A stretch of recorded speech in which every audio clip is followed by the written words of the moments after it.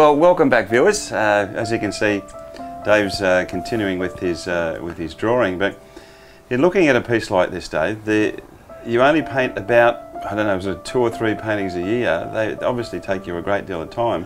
You produce these in limited edition too, don't you? I mean, the average punter I know simply can't afford one of your pieces because the fact is that there's probably a couple of thousand hours in one.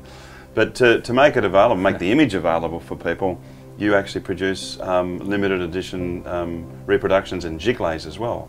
Well, very much. In fact, I don't use anything else but the giclée process. I mean, I had to look around for a good scanner. I had to have them scanned properly. And the reproduction I'm getting now, after looking for so long, right, I finally have to send my stuff away to have it done.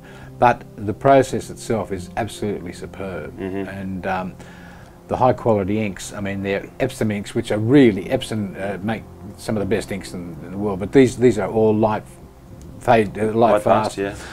Virtually, they're guaranteed for 100 years. Okay. Plus, whenever I have them reprinted, they're on conservation quality paper, right? Archival paper. But you actually get them scanned.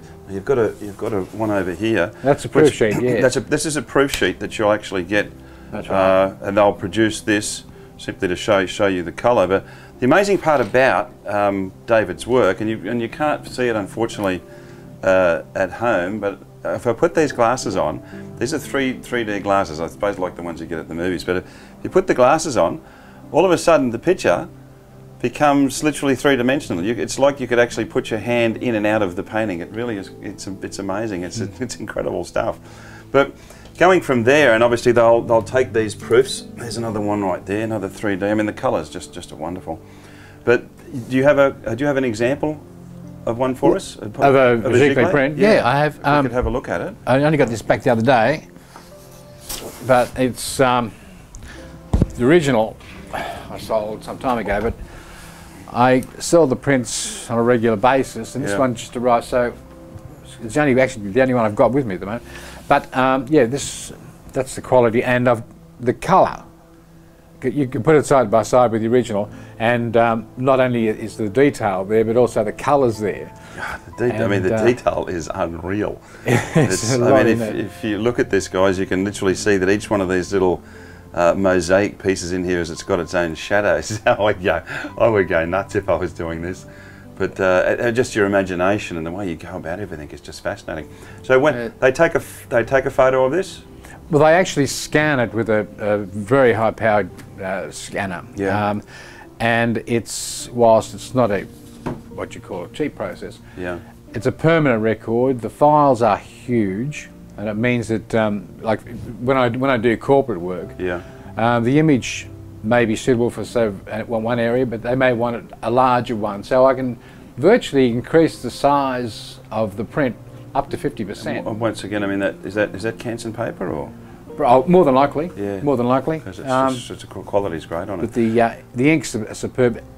Anybody who really loves their work, and if you're putting a lot of time into it, it really does pay to have their work scanned and to have limited edition prints. You've got to be very honest with limited edition prints. I never do more than 95 personally. So each one is numbered. I have a book of provenance, and every time one is sold, I keep a track of that, where it's gone, and that number, of course, won't be duplicated. Yeah. So and even some of your work, the Governor General owns as well. Is that correct? Governor? The Governor? Yeah, it was presented to the Governor actually with the state Waratah. Oh, okay. Yes. That was back in 2008. That's fascinating. So it's happily ensconced in Government House in Sydney. That's wonderful. Yeah. So what I'd like to do is I'd like to actually have a talk to you about some of these originals. I mean, the way you frame these. Now you've got 2 originals at the back just there as well. Yes. But I'll just sort of pop over here, guys. Particularly when you look at pieces like this, once again the detail in your work is it's unreal. It's mind-boggling, in fact. But you were saying that this was taken off of a photo of some sort? Yes, I've actually got this off the internet. Okay. And the strange thing about it is that this particular chameleon, that's exactly how it looks. It's the weirdest looking thing. I mean, it truly is. These are all Madagascan flowers and whatever. But the thing is, it's the weirdest thing I've ever seen in my life, and I had to paint it.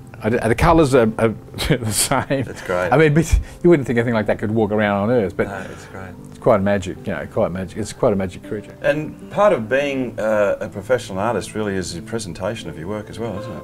I think a painting isn't finished until it's framed.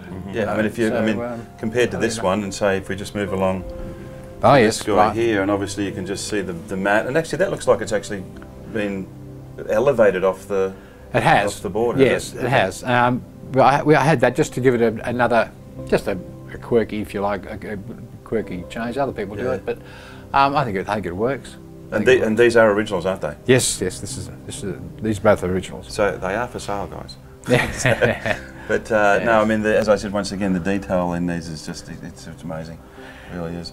And you've got another one just down here, and I'll just show the viewers this one as well. Oh yeah, right. That's and this, funnily enough, has got a little bit of a connection to the gentleman that we just recently did last week. My good friend Frank Miles. Frank Miles, who's a great sculptor as well. And actually, if you want to hold that, yeah, you can sort of like there was sort of cross artist influence, I suppose you could say, and you can actually see in there. Obviously, you've changed it a little bit, but you can actually see that. The only thing I've changed, actually, Grant, it's worth mentioning, but the only thing I've really changed in it is I play it on the computer.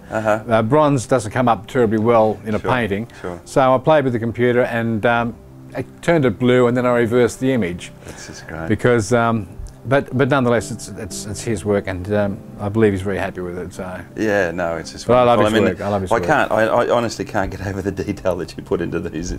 It is mind-boggling. It really is. So. Thanks for that, Grant. All right, Bud. Well, okay, mate. As you can see, viewers, David's shown us a little bit of his wonderful technique and his ability today. And Bud, I'd really like to thank you for having us come along. My pleasure, Graham. It's been very educational, and I think the viewers out there will find the same as well. This is obviously going to take a long time to finish. Yes, I'd say so. What I would suggest is that when David has finished this, we're going to get a copy of it and put it up on colorinyourlife.com.au so that the viewers can come in and have a look at the finished product. But as I said, mate, thank you very much for having us here today. Thank you, Graham. It's been a great pleasure. You'll get to see this hopefully in the next 6 months. But until we meet again, remember, make sure you put some colour in your life. See you next time.